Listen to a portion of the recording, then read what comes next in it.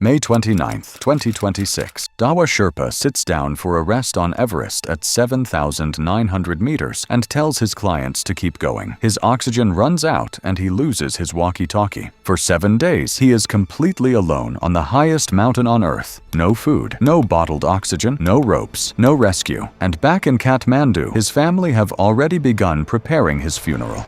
He wasn't even supposed to be up there. Most people who read about him in the news saw the headline and moved on. But behind that headline is something that the mountaineering industry would rather you didn't look at too closely, because the full story of how Dawa Sherpa ended up above 7,900 meters on the world's highest mountain is more disturbing than the survival itself.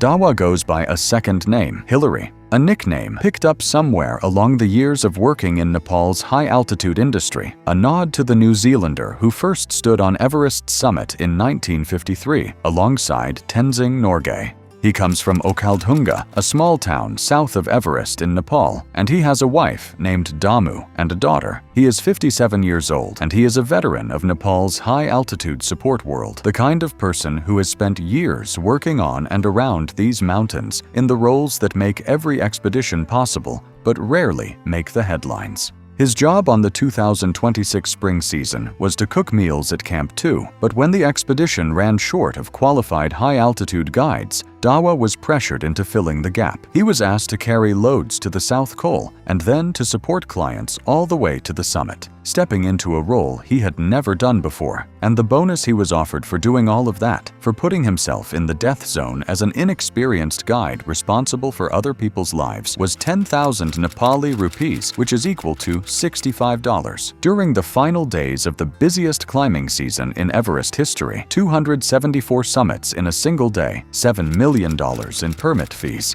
Dawa Sherpa headed up the mountain to do a job nobody had trained him to do for $65 on the highest peak on Earth. The spring season on Everest runs from April to June, and when it ends, the Sagarmatha Pollution Control Committee, the team responsible for managing the route, dismantles the fixed ladders that cross the Khumbu icefall. Those ladders are the only safe way through a section of the mountain that is essentially a slow-moving river of unstable ice, full of crevasses and shifting towers that can collapse without warning. And once the ladders are gone, the season is over and the mountain closes. Dawa and his clients, including the American Chris Thrall and a Polish climber, pushed for one of the last summits from Camp 4, but the climb had been harder than planned and taken longer than expected.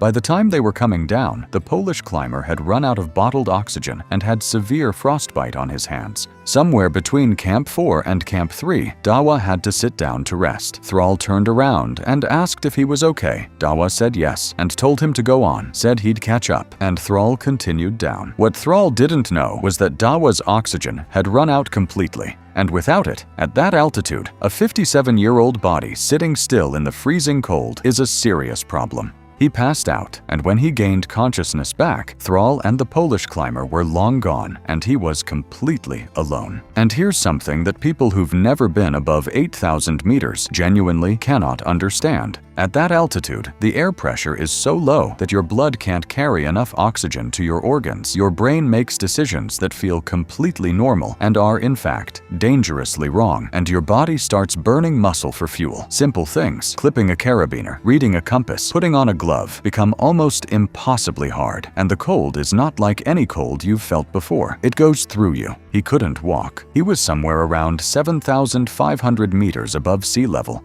completely alone at the end of the season, and the only way home was down. He didn't eat anything for the first 2 days, not because there was nothing available, but because his body was operating at such a bare minimum level that eating wasn't something it could manage on top of everything else. So he started moving, but not exactly the way you think of. Not walking, just moving. Sliding on the sections where the slope allowed it, crawling where it didn't, with no fixed ropes and no ladders. He fell into a crevasse at some point during those 6 days, and he got out. And somewhere in that first stretch of nothing, he reached into his jacket and found a chocolate bar he'd forgotten was there, and then found a few more small snacks buried in his other pockets and ate those too. When the food ran out, he started chewing ice for water. That was his water supply for 6 days, and by the time Dawa was crawling through the lower sections of the mountain, the fixed ladders across the Khumbu icefall had already been pulled, and the route that 1,000 climbers had used to go up was no longer the same route coming down. The bridges were gone, the anchors were gone, and he navigated through an unstable, constantly shifting, cracking landscape of ice. Back at base camp, what had happened was slowly becoming clear, and the response that followed raised questions the mountaineering community is still sitting with.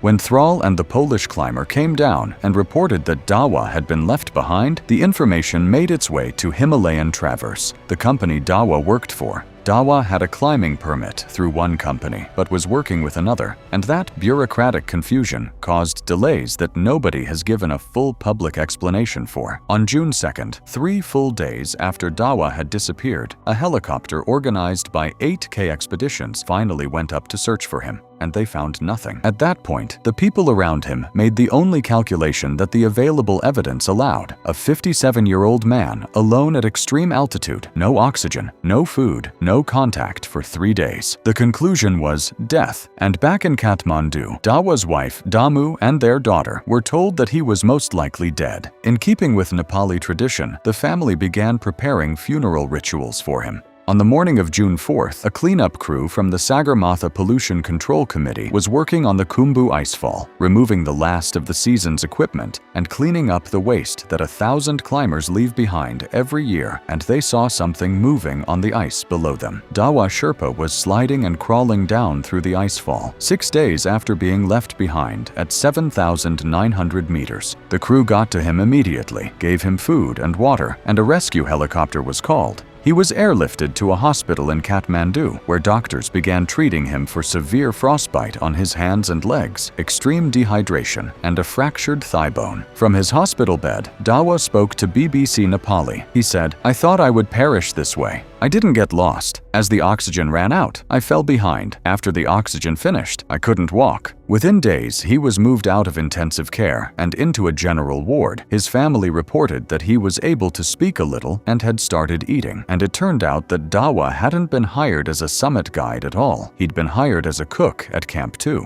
According to his client, Mariusz Chmielewski, another Sherpa working for Himalayan Traverse, had to go home partway through the season, and Dawa was pushed into the role of summit guide in his place, with the promise of extra pay, reportedly around 10,000 rupees, about $65. He went up with barely any rest before the final push, carrying more weight than he should have. On the way down, he still refused to leave his oxygen canisters behind, because losing one meant a $250 charge against him. By early July, Dawa Sherpa was discharged from the hospital and is recovering at home in Kathmandu with his family beside him. The investigation into Himalayan Traverse is still working its way through Nepal's mountaineering authorities. And in the aftermath, something unplanned happened. A British Everest climber named Stephen Selman launched a GoFundMe for Dawa and his family, coordinated with Dawa's brother-in-law, Nuru Sherpa, and Mendo Lahamu as co-organizer. It started with a modest target, around £11,000, but the campaign had blown past €40,000. Dawa has said there won't be another mountain for him.